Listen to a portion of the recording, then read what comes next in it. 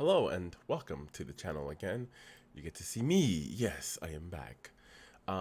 So this is the main reason why I buy my games physically. You know, I have like I don't know, I have like a shit ton of copies of this. But like the Spider-Man game, all that game, and who the fuck plays this game anymore? Like that's the past. Need for Speed, yes, yes. Connect games, it's dead. But yes, there is a reason that I buy my games physically because Sony is actually shutting down the PlayStation Vita store, the PlayStation 3 store. So all those games that you have bought digitally, who knows if you can still be able to re-download them because technically you buy them, they're yours. And if you can't download them, you better like go ahead and do that right now. Go download them, keep them in a storage device and store them somewhere because after that certain amount, you're not going to be able to access the store. Same thing with the Vita games. Thank God you can kind of like download the games and jailbreak and do all that other stuff, but it still sucks that you paid for that games and you no longer can have access to them. So this is why I like my physical media. The only games that I rarely buy digitally are games that are on sale for like dirt cheap, for like $10. Then I'll buy them digitally. But like my full-fledged games, I usually buy those physical copies. Unless I'm buying it for the PC, then I have to get digital copy through Steam or whatever. But I can still be able to download those games if they ever decide to just leave the Steam store or Steam's dead or whatever. I can get them in other means way. So anyway, let's go ahead and cover this story real quick and cover multiple other stories that I wanted to cover today too. Alrighty, so here we are. A report published Monday said the PlayStation Store for Sony's PlayStation 3, PlayStation Vita, and the PlayStation Portable will close for good in July and August, making digital copies of games for those platforms unavailable for purchase from then on. Now, if you are investing in the digital future and you have a PlayStation 5 that's digital, you got to look into something similar is going to happen in the future, in the near future. I want to say like at least maybe 8 years from now, that digital will be gone too. Like the PlayStation 5 digital is going to be doomed for the same thing that the PlayStation 3 and the PlayStation Vita that's going through right now.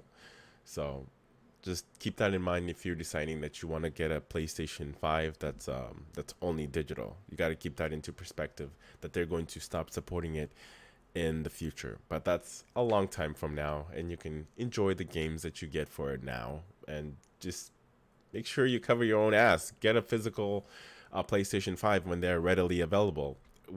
Eventually they will be available, it's just going to take some time. The gamer, citing unnamed sources familiar with the matter, said the PlayStation 3 and PSP stores will close July 2nd and the PlayStation Vita storefront will shut down August 27th. Polygon reached out to Sony representative for additional information. No reply was made at publication time.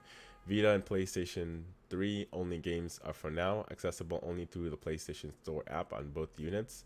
Those platforms are not searchable from the PlayStation Store website and haven't been there since a not well liked redesign in October. Sony phased out the PlayStation 3 over several regions between 2015 and 16, but formally discontinuing the console in May 2017. The PlayStation Vita, which launched in winter of 2011-2012, was shut down in March 2019. The closure of PlayStation Store presents more issue for PlayStation Vita users because they actually made the PlayStation Go, I think. That one was fully digital, so there's no way around it. The only way you can get games is if you buy them digitally. So that kind of sucks for those people. So the only way that you can get those games are either to like download them, jailbreak the console and pirate them, because there's no way for you to get any of those games anymore. Obviously, since the store is going to be shutting down. Considering how many of that platform notable games were indie developed and sold online, direct backward compatibility with the PlayStation 3 from PlayStation 4 and 5 is not available in any way. Many Xbox 360 and earlier games are supported on Xbox One and Xbox One, Xbox Series X. Damn, that name always gets confusing. Yeah. Xbox Series X, Xbox Series S, Xbox One X, Xbox One S. Jesus. names.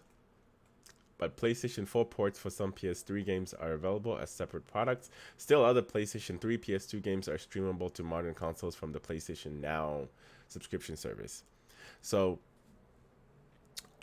this is the reason why. Hold on one second. There you go, much better. So this is the reason why I love what Microsoft is doing. They're like fully backward compatible all the way back to the first Xbox. You know, they start putting those original Xbox One games like Black, Pfizer Dragoon, or whatever the name is. It. What was that other one too? I don't know, but they have a ton of games from the original Xbox that you can play it on your Xbox Series X with improved graphics. So I really love the way Microsoft is going with their backward compatibility. So the history or certain games will not be lost forever, or you can never access them.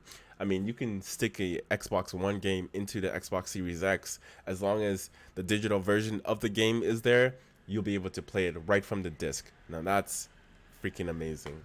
Anyway, that's it for you. That's it for this video. If you enjoyed, give it a like and subscribe if you're lurking. I always appreciate you guys watching my content. And we're growing slowly but surely. We will keep on growing, and I will keep on keeping on. All right? You guys have a good day, week, evening, morning, whatever.